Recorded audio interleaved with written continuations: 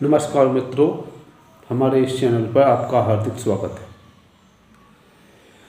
अभी 1-2 दिन पहले एक मेरे ध्यान साधक ने, जब मैं ध्यान सिखा रहा था, तो एक प्रश्न किया और वो प्रश्न बहुत ही अच्छा था कि किसी ने उनको ये बताया था कि संयम अगर आपने प्राप्त कर लिया तो आपको चारों भवन दिखाई देंगे।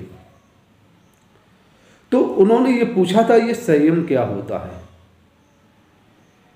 उस प्रश्न के उत्तर को आप लोगों के सामने शेयर करना चाहूँगा, क्योंकि बहुत से लोगों को इस प्रश्न का उत्तर मालूम नहीं है। तो हम इस वीडियो को आप सभी लोग अंत तक जरूर देखें। आपको ये ज्ञात हो जाएगा कि संयम होता क्या है और इसको प्राप्ति हम कैसे कर सकते हैं, और चारों जो भवन होते हैं वो किस प्रकार कैसे हमें दिखाई देंगे। तो संयम जानने से पहले हमको ये जानना है कि मन का स्वभाव क्या होता है, क्योंकि संयम मन के द्वारा ही आएगा। संयम अगर प्राप्त होगा तो वो मन के द्वारा ही प्राप्त होगा। इसीलिए हमें सबसे पहले मन का जो स्वभाव होता है ये मालूम करना पड़ेगा।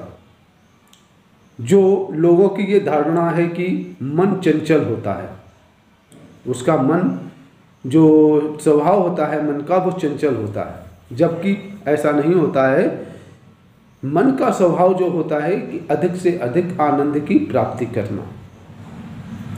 जब वो किसी चीज़ में आनंद प्राप्त करने लग जाता है तो वो वहीं पर स्थित हो जाता है, वहीं पर मन रुक जाता है और उस आनंद की प्राप्ति करने लगता है। जहाँ उसको आनंद मिलता है वहीं रुक जाता है। ऐसा होता भी है। कई उदाहरण आपने अनुभव भी किए होंगे कि आपको किसी चीज़ में बहुत अच्छा स्टोरी हो या फिल्म हो या और प्रकार की कोई चीज़ें हों, तो वो जो अच्छी लगती हैं वहाँ पे आपका मन रम जैसा जाता है। उसी मन के रमने को हम क्या कहते हैं कि वो स्थिर हो गया मन। वो फिर कुछ और सोचता नहीं है, कहीं भटकता नहीं है। तो इससे ये ज्ञात होता है कि मन का जो स्वभाव होता है वो अधिक से अधिक आनंद की प्राप्ति करने का होता है। तो हमें अपने मन को अधिक से अधिक आनंद की प्राप्ति करवाना है, और वो आनंद कहाँ है? वो आनंद है परमानंद में। परमानंद यानी कि हमारे ही अंदर परमानंद है।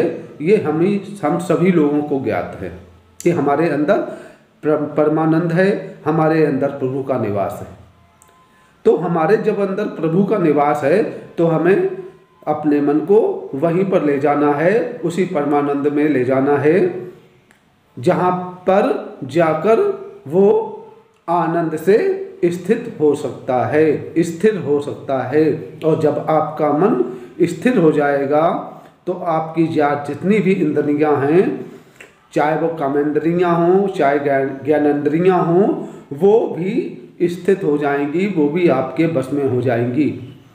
एक एक इंद्रियों को बस में करने की ज़रूरत नहीं है। अगर हम एक एक इंद्रियों को बस में करने की यत्न करते हैं, प्रयत्न करते हैं, तो मेरा जो जीवन है वो क्या है? वो छोटा है। हम प्रयत्न ही करते रहेंगे और मेरा जीवन समाप्त हो जाएगा। तो हमको वो करना है जिसके करने से सब कुछ अपने आप हो जाए, स्वयं ही हो जाए, प्राकृतिक रूप से हो जाए। तो हमें अपने मन को आनंद की प्राप्ति करवाना है, और जब वो आनंद की प्राप्ति वो करने लगेगा तो वो स्थित हो जाएगा, स्थिर हो जाएगा, एक जगह रुक जाएगा, ठहर जाएगा। जब वो एक जगह ठहर जाएगा तो आपकी सारी इंद्रियां आपके बस में हो जाएंगी और आपको के अंदर संयम आ जाएगा। इसी को संयम कहते हैं, और इसको संयम को प्राप्त करने का यही एक तरीका है कि अपने मन को अधिक से अधिक आनंद की प्राप्ति कराना। तो इससे ये कैसे प्राप्ति होगी आपकी? परमानंद तक कैसे पहुँचेगा? जब तक आपका मन सूक्ष्म नहीं होगा। जब तक आपका मन सूक्ष्म नहीं होगा तब तक आपको परमानंद, उस मन को परमानंद की प्राप्ति नहीं होगी। तो ये है संयम। और जब सारी इंद्रियां और आपका मन आपके बस में हो जाएगा तो आप स्वयं को जान जाएंगे।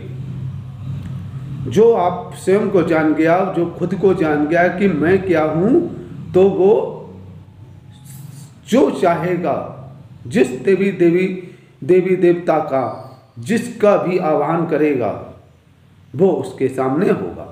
ऐसा पहले भी होता रहा है। ऋषि मुनि अगर वो शंकर भगवान का आह्वान करते थे तो शंकर भगवान प्रकट हो जाते थे। अगर वो ब्रह्मा जी का आह्वान करते थे तो ब्रह्मा जी प्रकट हो जाते थे।